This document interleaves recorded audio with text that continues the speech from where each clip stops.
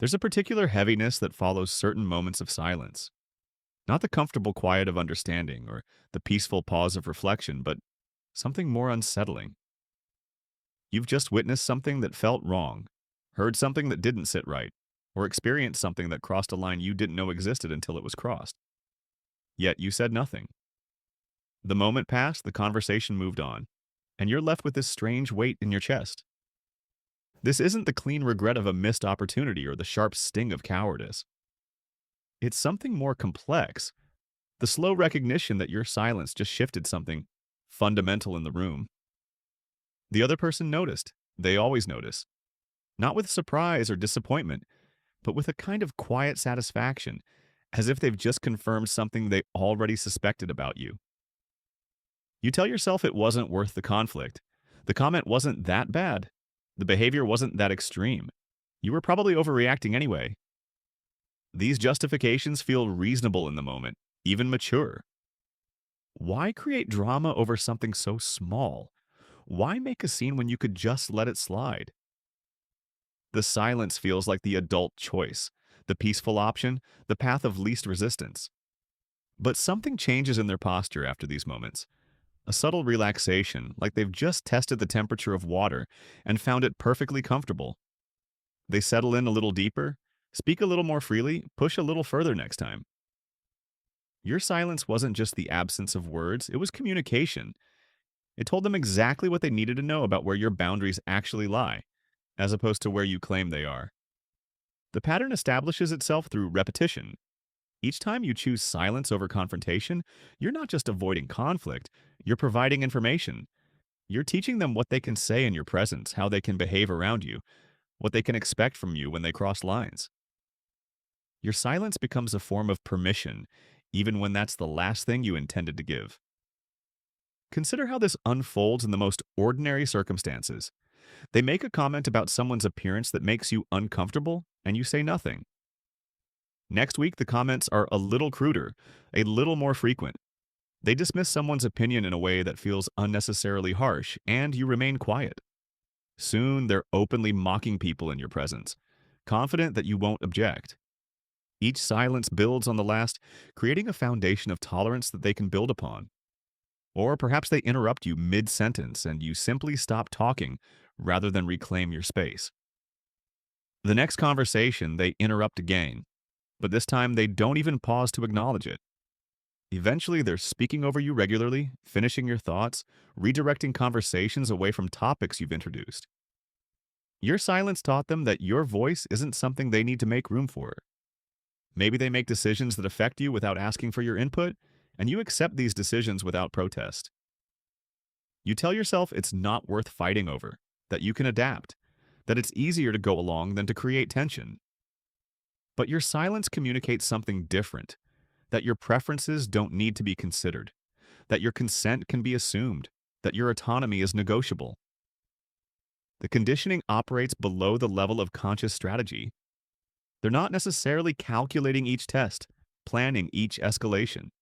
They're simply responding to the feedback your silence provides. When you don't object to small violations, they naturally assume you won't object to larger ones. When you don't defend minor boundaries, they conclude that your boundaries are more flexible than you initially indicated. Your silence becomes a form of training, not just for them, but for yourself. Each time you choose not to speak up, you're reinforcing your own capacity for tolerance. You're expanding your definition of what's acceptable, what's normal, what's not worth fighting over. The things that once felt clearly wrong begin to feel ambiguous. The behaviors that once seemed obviously inappropriate begin to seem like matters of perspective. This internal recalibration happens gradually, almost imperceptibly. You don't notice that you've stopped feeling surprised by their behavior, that you've begun anticipating and accommodating it instead of questioning it. You don't see that you've started making excuses for them in your own mind, explaining their actions in ways that make your silence seem reasonable rather than recognizing your silence as the problem. The cost accumulates in ways that are difficult to measure but impossible to ignore. Your sense of your own voice begins to atrophy, not because you've lost the ability to speak, but because you've lost the habit of speaking up when it matters. The muscle memory of assertion weakens through disuse. The instinct to defend your own space becomes uncertain, hesitant, easily overruled by the desire to avoid conflict. You begin to doubt your own reactions. When something feels wrong, you question whether it actually is wrong or whether you're being too sensitive. When someone crosses a line, you wonder if the line was reasonable in the first place. Your internal compass becomes unreliable, constantly second guessing itself, seeking external validation for feelings that once felt clear and trustworthy. The relationship dynamic shifts in ways that feel natural but are actually profound. They become more comfortable expressing opinions you find objectionable, making decisions you disagree with, behaving in ways that violate your stated values. Not because they've forgotten your boundaries, but because your silence has taught them that those boundaries aren't actually enforced. They're not being deliberately cruel, they're simply responding to the reality your behavior has created. You find yourself in conversations where you're nodding along with statements that make you uncomfortable, laughing at jokes that aren't funny to you, agreeing with perspectives that contradict your own beliefs. This isn't conscious deception, it's automatic accommodation, the path of least resistance that your silence has carved out over time. Speaking up begins to feel not just difficult, but somehow inappropriate, like you've missed your window for objection. The silence spreads beyond the specific relationship where it began.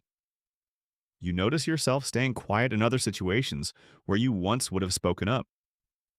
The pattern of non-confrontation becomes generalized, a default response to discomfort rather than a conscious choice. Your voice retreats not just from this one person, but from spaces where it once felt natural to express disagreement, concern, or opposition. Perhaps most significantly, you lose access to your own anger as useful information. When something genuinely violates your boundaries, the anger that arises feels disproportionate, inappropriate, something to be managed rather than honored. You've trained yourself to see your emotional responses as problems to be solved rather than signals to be heeded. The very feelings that once protected your autonomy become sources of shame and confusion. The cost isn't just personal, it's relational. Others begin to see you differently, not because you've changed in obvious ways, but because your silence in the face of problematic behavior sends signals about what you find acceptable. People who once respected your judgment begin to question it. Those who once saw you as principled begin to see you as complicit. Your silence doesn't just affect your relationship with the controlling person. It affects how others perceive your character and values. You become someone who can be counted on not to make waves, not to create problems, not to hold people accountable for behavior that crosses lines. This reputation feels peaceful at first, but gradually reveals itself as a kind of social diminishment. You're no longer seen as someone whose opinion carries weight, whose boundaries deserve respect, whose voice adds value to difficult conversations. The recognition of what's been lost often comes in moments of stark contrast. When you witness someone else speaking up in a situation where you would have remained silent, when you see someone defending boundaries you would have let slide, when you observe the respect that assertiveness commands, and realize how long it's been since you've experienced that kind of regard. This awareness brings no immediate relief, no clear path back to the voice you've lost. The patterns of silence have become deeply ingrained, automatic responses that feel safer than the vulnerability of assertion. The controlling person has learned to expect your compliance, and changing that expectation feels more daunting than maintaining it.